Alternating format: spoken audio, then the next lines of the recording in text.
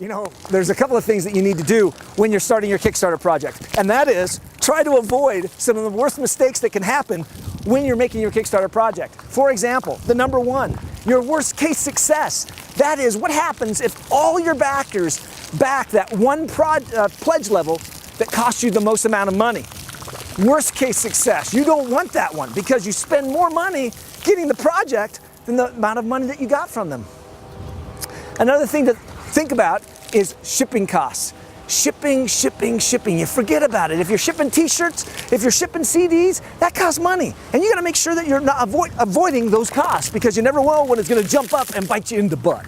So a couple of things to be aware of is that another thing, that Amazon and Kickstarter both take their cut. If you need $10,000, they're gonna take $1,000. Kickstarter takes 5%, and then the other guys, Amazon, takes another 5%. That's $1,000 you're gonna lose on your project. That's something you need to be aware of because it's gonna cost you that much money. And again, that's something that can come and get you. A really common thing to do on a lot of pledge levels, and again, this comes back to a worst case mistake, is to do customization. To make that cool thing, you're gonna do some custom artwork, you're gonna do a custom design.